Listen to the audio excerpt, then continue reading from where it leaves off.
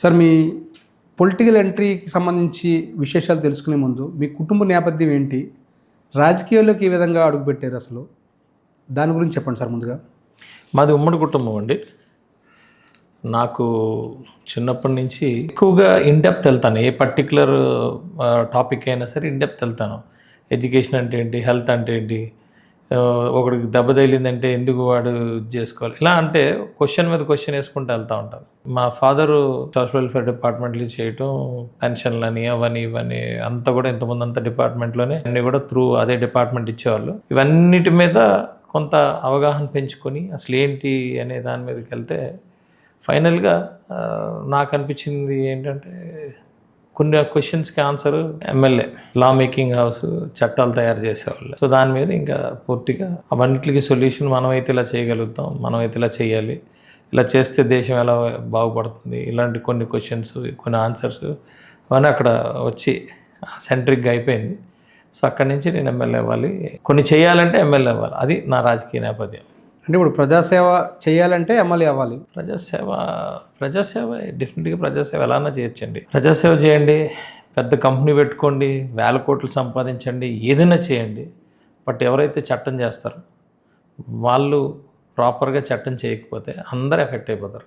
నిజాయితీగా కనుక వాళ్ళు ఉండకపోతే అందరూ ఎఫెక్ట్ అయిపోతారు. టైమ్లీ రెస్పాండ్ అవ్వకపోతే అందరూ అన్యాయం అయిపోతారు. ప్రాపర్గా నిజాయితీగా లేకపోతే ఈ దేశం ముందుకెళ్తారు. కాన్సన్ట్రేటెడ్గా ఎవరైతే చట్టసభల్లో ఉంటారో వాళ్ళు ఎవరైతే పర్ఫెక్ట్గా యాక్ట్ చేసి కరెక్ట్గా నిజాయితీగా కరెక్ట్గా ఉండి వాళ్ళు టార్గెట్ ఓరియంటెడ్గా చేసుకుంటే, వాళ్ళు దేశం కోసం పనిచేయగలిగితే, వాళ్ళు నిజాయితీగా ప్రజల కోసం పనిచేయగలిగితే అందరం బాగుంటాం. ఎప్పుడు ఆలోచన వచ్చింది సార్ ఎమ్మెల్యే అవ్వాలన్న ఆలోచన? చిన్నప్పటి నుంచి నార్మల్గా చిన్నప్పటి నుంచి ఈ ఎలక్షన్స్ వెళ్ళడం, ఎలక్షన్స్లో జెండాలు అని, పాటలని, క్యాంపెయినింగ్లు అవన్నీ అట్రాక్టివ్గానే ఉండేవి చిన్నప్పుడు. స్కూల్ ఏజ్ ఒక ఇన్సిడెంట్ అయినా గుర్తుందా? అంటే అప్పట్లో ఎన్టీ రామారావు గారు 1980లో పార్టీ 83లో మా అమ్మమ్మ గారి ఇల్లు, ఆయన పత్తడి గారు వాళ్ళ ఇల్లు, యాక్చువల్గా ఆయనకి ఇది కూడా అమ్మమ్మ గారి ఇల్లే, ఎదురెదురే. 83లో ఆయన పోటీ చేసినప్పుడు మేము చిన్న పిల్లలమే, నాకు మ్యాక్సిమం ఉంటుంది ఒక 4 years. ఆయన జెండాలు పట్టుకుని తిరిగేవాడు. అయితే రాను పొలిటికల్ మీద కొంచెం ఇంట్రెస్ట్. మా ఫాదర్ కూడా సోషల్ వెల్ఫేర్ ఆఫీసుల్లో మెయిన్ ఉండటం, ఈ జిల్లా అంతా ఎక్కడికి వెళ్ళినా మా ఫాదర్ దగ్గరికి రావటం, మాకు రిక్షా ఇప్పించండి బాబు, లేకపోతే పెన్షన్ ఇప్పించండి, లేకపోతే స్కాలర్షిప్ ఇప్పించండి. స్కూల్స్లోకి వెళ్ళేసరికి కాలేజీలో వెళ్ళినప్పుడు మా టీచర్స్ వాళ్ళు కూడా పలానా బాబుకి పెన్షన్ లేదు, స్కాలర్షిప్ లేదు, కొద్దిగా మీ ఫాదర్ చెప్పండి. ఇవన్నీ కొంచెం ఆ దీంట్లోనే నన్ను నడిపింది. ఫస్ట్ టైం ఎప్పుడు అంటే ఏ విధంగా పీఆర్పీలోకి రాజకీయ ప్రవేశం ఎలా చేశారు? బిఫోర్ మా ఫాదర్ వాళ్ళ కజిన్ కూతురు ఈటీ విజయలక్ష్మి గారు. సో మా ఫాదరు మా అక్క అవుతుంది నాకు. ఎప్పుడు వెళ్ళినా కూడా బేబీ అనే చిన్న అని బాగా ఇద్దరు మంచిది. వెళ్ళినప్పుడల్లా కొంచెం ఆవిడ మీకు తెలిసే ఉంటుంది, అప్పుడు వైజాగ్ 1 ఎమ్మెల్యే, తర్వాత అలా ఎమ్మెల్యేలు, తర్వాత ఇక్కడ ఉన్న మా ఊర్లో మాకు అన్నీ. అప్పుడు కూడా బల్రెడ్డి సత్యారావు గారు కూడా మా ఫాదర్ కజిన్ అవుతారు. ఆయన ఉన్నప్పుడు కూడా ఆయన ఇంటికి వెళ్ళామంటే ఇంట్లో తీసుకెళ్ళి మా పెద్దమ్మ గారు వాళ్ళు కూర్చొని, తర్వాత అంతా ఇలా రకరకాలండి. అంతే ఎంత పొలిటికల్గా చుట్టూ తిరిగిన ఫ్యామిలీ. కాంగ్రెస్ స్టార్టింగ్ వీళ్ళు కాంగ్రెస్లో ఉండడం వల్ల వాళ్ళతో తిరిగినప్పుడు స్కూల్ ఏజ్లోనే తిరగడం నాకు కొంచెం ఇంట్రెస్ట్. అసలు ఏంటి పాలిటిక్స్ ఏంటి, అసలు ఏంటి సిస్టమ్ ఏంటి అని అర్థం చేసుకున్నప్పుడు చాలా క్లారిటీగా ఏంటి ఇది, ఒకళ్ళ మీద అన్యాయంగా కేసులు పెట్టడం ఏంటి, ఒకళ్ళని అన్యాయంగా ఇది చేసి ఇన్ఫ్లుయెన్స్లు చేయడం ఏంటి, ఎక్కడికి వెళ్ళి ఆగుతుంది ఇది, ఎక్కడి నుంచి మొదలవుతుంది అని చూస్తే అది పూర్తిగా చట్టసభ నుంచే మొదలవుతుందండి. ఏదైనా సరే చట్టం దగ్గర నుంచి మొదలవుతుంది. ఏదైతే చట్టం చేసామో అక్కడి నుంచే మొదలవుతుంది. సరే సిస్టమ్ అంతా ఎలా మనం చేసుకోవాలి, ఎక్కడ ఇన్ఫ్లుయెన్స్ అవుతుంది, మనం ముందుకు ఎందుకు వెళ్ళలేకపోతున్నాం, పక్క దేశాలు ఎందుకు బాగా ఇదవుతుంది, మనది రిచెస్ట్ కంట్రీ, ఒకప్పుడు చాలా ఇది,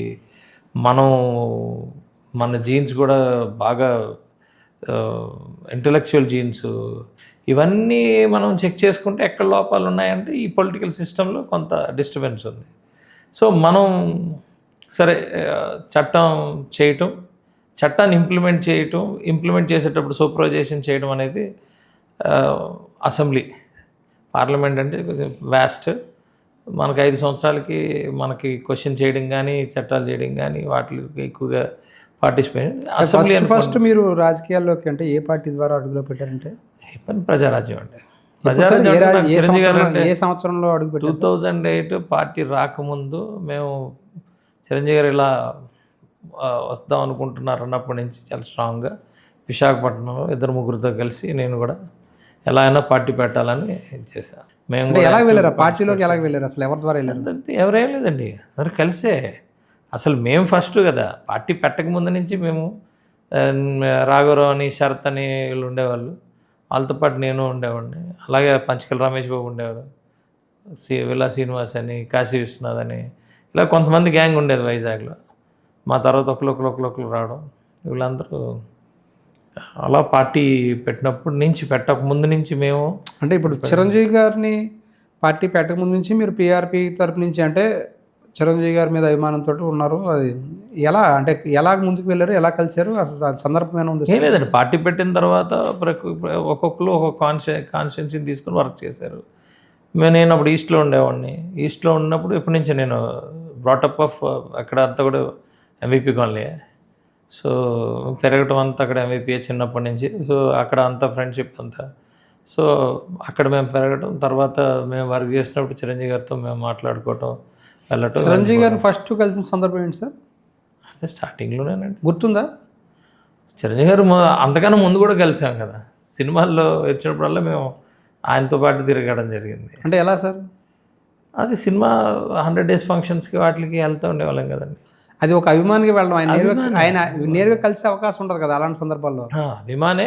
ప్రజారాజ్యం పెట్టిన తర్వాత పార్టీ దీనికి నార్మల్గా నేను ఏం చేస్తా అంటే, నేను డైరెక్ట్గా లీడర్స్ని ఎక్కువగా నేను డిస్టర్బ్ చేయనండి. వెళ్తాం, ఏమైనా ఫోటోలు కూడా నేను ఎక్కువ. అంటే అసలు కలిసిన సందర్భం ఉందా అసలు చిరంజీవి గారిని ప్రజారాజ్యంలో ఉన్నప్పుడు? కలిసాం మాట్లాడాం. ఎప్పుడు అది గుర్తుందా? గుర్తుందండి, గుర్తుంది. కాన్వర్జేషన్ ఏం నడిచింది? కాన్వర్జేషన్ ఏం లేదండి, నేను నేను ఓన్లీ పార్టీ పని చేసుకునే ఆ మైండ్ సెట్లోనే ఉన్నాను. పార్టీ పెరుగుతుంది, పార్టీ పని చేసే మైండ్ సెట్లో ఉన్నాను. అండ్ ఈస్ట్లో యాస్పిరెంట్గా కూడా ఉన్నాను. యాస్పిరెంట్గా ఉన్నప్పుడు గంట గారు ఉండేవారు. సో ఆయనతో పాటు, ఆయన జాయిన్ అయిన తర్వాత ఆయనతో పాటు వర్క్ చేయటం, మోర్ ఆఫ్ పార్టీ స్ట్రెంగ్తన్ చేయడం, పార్టీని ఎస్టాబ్లిష్ చేయడం, దాని మీద కాన్సన్ట్రేషన్ అండి. ఎమ్మెల్యే అవ్వాలనేది మీ సంకల్పం. ఎందుకంటే మీరు చెప్పినట్టుగా చేయగలుగుతాం, ఏదైనా చేయడానికి శాసనకర్తలుగా ఉంటామనే ఉద్దేశంతో మీరు అనుకున్నారు, మంచి చేయడానికైనా దేనికైనా. 2009లో టికెట్ కోసం ప్రయత్నం చేయలేదు సార్? పిఆర్పి చేశాను. ఎక్కడ చేశాను? ఈస్టే. అప్పుడు వంశీకృష్ణ శ్రీనివాస్ యాదవ్ ఉన్నాడు, ఇప్పుడు సౌత్ ఎమ్మెల్యే, ఆయనకి అది అలాట్ చేశారు. నన్ను ఎలమంచిలో వెళ్ళమన్నారు, మీరు నేటివ్ ప్లేస్ కదా అంటే, నేను అప్పుడు వర్క్ చేయలేదు, ఎవరో మనకు తెలియదు. సో నేను వెళ్ళండి, నేను పార్టీకి వర్క్ చేస్తాను, ఉండిపోయాను. అంటే ఓడిపోతామని ఒక వెనుకం చేశారు? ఓడిపోవడానికి మనం ఏం పని చేయలేదు కదండి. ఎవరెవరో తెలియదు, ఎలా చేస్తాం? ఎవరో తెలియదు. జస్ట్ 10 రోజులు 15 రోజుల ముందు వచ్చేసి నిలబడిపోయాను, మీరు అందరూ చేశానంటే అది టాసే కదా. జస్ట్ కళ్ళకి గంతలు పెట్టుకొని వెళ్ళిపోవడమే కదా. కాంగ్రెస్ కూడా అప్పటికి స్ట్రాంగ్గా ఉన్నట్టుంది కదా సార్? కాంగ్రెస్ కూడా అప్పుడు పార్టీ రాష్ట్రంలో స్ట్రాంగ్గా ఉన్నట్టుంది కదా ఆ సమయానికి? స్ట్రాంగ్ అంటే రాజకీయం వేరండి, రాజకీయ ఎత్తుగడలు వేరు. ఎలమంచిలో టికెట్ ఇస్తామన్నా మీరు వెనుకం చేశారా? వెనుకం చేశాం. మనం పని చేయలేదండి, దానికి ఎక్కడ ఉంది ధర్మం? అప్పటికే 4-5 ఉండేవారు ఇక్కడ పని చేసేవాళ్ళు. వాళ్ళని వదిలేసి మనం వస్తానంటే ఎలా అవుతుంది? ఎంతకాలం ఉన్నారు సార్ పిఆర్పిలో? పిఆర్పి ఉన్నంత వరకు, పిఆర్పి విలీనం అయినంత వరకు ఉన్నాను. ఎందుకు పిఆర్పి నుంచి మళ్ళీ నో మ్యాన్స్ జోన్? పిఆర్పి నుంచి బయటకు రావడం ఏం లేదండి. పిఆర్పి అనేది కాంగ్రెస్లో కలిపేశారు. ఆ తర్వాత ఇష్టమైనడు కాంగ్రెస్లోకి వెళ్ళాడు, లేనోడు నో మ్యాన్స్ జోన్లో ఉన్నాడు. మేము ఎక్కడికి పిఆర్పి నుంచి మారలే. తర్వాత యాక్చువల్గా మా కుటుంబం టీడీపీ కుటుంబం ఇక్కడ. సో ఓకే, నాకు అప్పటికి కొంత అర్థమైంది ఏంటి రాజకీయం ఏంటి పర్లేదు.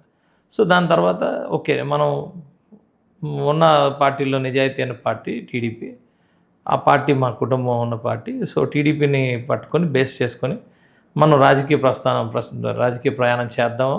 అది కూడా మా కాన్స్టిట్యున్సీ. నేను ఏదైనా వర్క్ చేసుకుంటే ఇమ్మీడియట్గా మా ఫాదర్ అందరూ, ఎందుకంటే ఇక్కడ అంతా రిలేషన్స్, ఇక్కడే కదా పెరిగారు మా ఫాదర్స్, ఇక్కడ ఒక పేరు ఉంది, అంత ఉంది. పని చేస్తే వాళ్ళకి కూడా డైరెక్ట్గా మనం ఏదన్నా చేయగలుగుతాం, అందరికీ చేయగలుగుతాం అనే ఉద్దేశంతో ఇక్కడికి రావడం జరిగింది. వచ్చిన తర్వాత మీకు తెలుసు, పార్టీ టీడీపీ పార్టీలో చాలా సీరియస్గానే కష్టపడ్డాం. సర్పంచులు గెలిపించాం, పార్టీని బిల్డ్ చేసాం, పార్టీని స్ట్రెంగ్తన్ చేసాం. 14 ఎందుకు పార్టీకి మీరు చాలా సీరియస్ గా వర్క్ చేశారు. చాలా సీరియస్గా యలమంచిలి తెలుగుదేశం పార్టీ సంబంధించి ఎమ్మెల్యే క్యాండిడేట్ గా మీ పేరు చాలా 100% అండి. ఎందుకు రాలేదు అప్పుడు? లాస్ట్ మినిట్ వరకు కూడా నేనే ఉన్నాను. కాకపోతే కాంగ్రెస్ ఎప్పుడైతే పోయిందో 14లో, కాంగ్రెస్లోని అందరూ కూడా వాళ్ళు వేరే పార్టీలు, అంటే టీడీపీ వైఎస్ఆర్సీపీలోకి వెళ్తున్నారు. సో గంటా గారు, పంచగల రమేష్ గారు వీళ్ళందరూ కూడా ఇటు వచ్చారు. వచ్చిన తర్వాత వాళ్ళకి అడ్జస్ట్ చేయడానికి పార్టీకి కుదరలేదు. ఆ రోజు ఇద్దామనుకున్నా కుదరలేదు. కేవలం అడ్జస్ట్ చేయడం కోసం మాత్రమే మీకు కుదరలేదా, లేదంటే ఏమైనా వెన్నుపోట్లు ఏమైనా జరిగాయి అంటారు? వెన్నుపోట్లు దాన్ని వెన్నుపోటు అంటారు. ఇట్స్ గేమ్ అండి, పొలిటికల్ పొలిటికల్ గేమ్ అండి. ఎవరి ప్రయత్నాలు వాళ్ళు ఉంటాయి కానీ అండి, పొలిటికల్ గేమ్ అండి. పొలిటికల్ గేమ్లో ఎలా ఉంటుందంటే ఎలా పడితే అలా చేస్తుంటారు. ఇప్పుడు నాకు రాకపోతే ఆడికి కూడా రాకూడదు అనే ఫీలింగ్లో ఉంటారు. దాన్ని వెన్నుపోటు అనుకుంటే మనం మీకు అలా 14లో ఏమైనా జరిగిందా? అంటే జరుగుతుంది కదా, ఎవరైనా మీకు వెనకాల 100% జరుగుతుంది అండి, 100% జరుగుతుంది. దాన్నే కదా మరి వెన్నుపోటు అనేది. దాన్ని వెన్నుపోటు అనొచ్చు, కానీ నేను ఛాలెంజింగ్గా తీసుకుంటాను. నేను అనుకోను, వాళ్ళందరూ అనుకుంటే నేను అనుకోను. అది గేమ్ అండి, ఆడతారు అంతే. అంటే ఎవరు సార్ ఆడింది ఆ గేమ్ అప్పుడు? మీతో ఆడతారు, ఎవరు ఆడారు మీతో? వర్గాలు ఉంటాయి, ఆడతారు, అందరూ ఆడారు. ఇప్పుడు అది ఇప్పుడు మనం చెప్పుకోవడం దానివల్ల ఏమి ఉండదండి, అందరూ ఆడతారండి. గేమ్ అనేది ఆడతారు. కనపడేవాళ్ళు కొంత గేమ్లు ఆడతారు, కనపడకుండా ఆడేవాళ్ళు కొంతమంది ఉంటారు. కాకపోతే ఒకటి ఏంటంటే, నిజం అనేది ఎప్పుడు దాగదండి. ఏదన్నా చేయండి, నిజం దాగదు, ఏదో ఒక రోజు బయటకు వస్తుంది. కాలం అనేది చాలా స్ట్రాంగ్ ఉంటుంది. కాలం ప్రతిదానికి సమాధానం చెప్తుంది, ప్రతి నిజాన్ని బయటికి తీసుకొస్తుంది. అవన్నీ ఉంటాయి. దాన్ని చూసి బాధపడడం, దాన్ని చూసి అయ్యో నేను రోజు ఇంతోనే ఉన్నాను కదా, రోజు వీళ్ళు నన్ను అన్నయ్య తమ్ముళ్ళు అన్నారు కదా, వీళ్ళే నాకు సీట్ రాకుండా చేశారే అని బాధపడి అక్కడ కుంగిపడిపోయి ఉండిపోవాల్సిన అవసరం. అది గేమ్ అంతే. 14లో టికెట్ రాకపోతే మీరు ఎంతో కష్టపడిన తెలుగుదేశం పార్టీ గెలిపించడం కోసం కృషి చేసిన సందర్భంలో మీకు టికెట్ రాకుండా ఎవరో వేరే పార్టీ నుంచి వచ్చిన వ్యక్తికి మీ టికెట్ ఇవ్వడం జరిగింది. ఎలా అనిపించింది సార్ ఆ సమయంలో? బాధ అనిపిస్తుంది. కాకపోతే ఏంటంటే, ఇది మన journey, it is not one time target. Journey చేస్తున్నప్పుడు సరే అవ్వలేదు, వాళ్ళు కూడా అర్థం చేసుకున్నాం. సరే వాళ్ళకి ఇప్పుడు పార్టీ కోసం మనం ఏదో ఒక రోజు రావాలి కదా, ఫస్టే వచ్చింది మనకి పార్టీ కోసం. అది ఈ రోజుకి కూడా పార్టీకి నువ్వు చేసావు కానీ పార్టీ నీకేం చేయలేకపోయింది అనే ఫీలింగ్ ప్రతి ఒక్క కార్యకర్తలో ఉంటుంది. ఆ సందర్భంలో చంద్రబాబు నాయుడు గారు పిలిచి మాట్లాడారు సార్ మీతోటి? టికెట్ ఎందుకు చెప్పారా? పిలిచి మాట్లాడారు. ఏమని చెప్పారు సార్ అప్పుడు? పిలిచి మాట్లాడారండి. మీకు కార్పొరేషన్ ఇది ఇస్తాం, ఇదే ఇలా కుదరలేదు అంటే, లేదు సార్ నాకు ఇబ్బంది లేదు, నేను పార్టీలో ఉండడానికి వచ్చాను, పార్టీతో జర్నీ చేయాలని వచ్చాను, పార్టీతో జర్నీ చేస్తూ సేవ చేయాలని వచ్చాను, డెవలప్మెంట్స్ యాక్టివిటీ ఇవన్నీ కూడా అని చెప్పాను నేను. తర్వాత కూడా వాళ్ళకి కుదరలేదు, ఆ 3-4 ఇయర్స్ కూడా కుదరలేదు. అది ఆ రోజు 14లో నాకు వైఎస్ఆర్సీపీ పార్టీ నుంచి కూడా ఆఫర్ వచ్చింది. ఎంపీ క్యాండిడేట్ అమర్కి అందరికీ తెలుసు. కాకపోతే ఆ రోజు ఈరోజు మా దగ్గర ఉన్న టీడీపీ ఇన్ఛార్జ్ ఆ రోజు ఆయన క్యాండిడేట్, అక్కడ ఆయన బొడ్డెడి ప్రసాద్ వీళ్ళు క్యాండిడేట్లు. ఆ రోజు కూడా తీసుకోమంటే అదే 2009లో ఏదైతే నేను పెట్టుకున్నానో అదే పెట్టుకున్నాను. ఆ రోజు నేను వైసీపీ సీట్ తీసుకున్నా నేను గెలిచేస్తాను, కనీసం 20-30 వేల మెజార్టీతో గెలుస్తాను 14లో. కానీ ఇప్పుడు నేను దానికి పని చేయలేదు, ఆ పార్టీకి పని చేయలేదు, ఆ పార్టీకి వ్యతిరేకంగా పనిచేశాను, టీడీపీని ఆదరించమని చెప్పాను. సింగిల్ దీంట్లోని వెంటనే నాకు సీట్ రాలేదని చెప్పి వైసీపీని ఆదరించమని చెప్పలేను కదా, వైసీపీ ఓటేయమని చెప్పలేను కదా, నా కాన్షియస్నెస్ ఒప్పుకోలేదు. సో నా మనస్సాక్షికి నా పదవి చిన్నదైపోయింది, నా మనస్సాక్షి పెద్దదైంది. సో నా మనస్సాక్షి జయిస్తుంది ఇప్పుడును. సో 9లో ఏదైతే జరిగిందో 14లో అదే జరిగింది.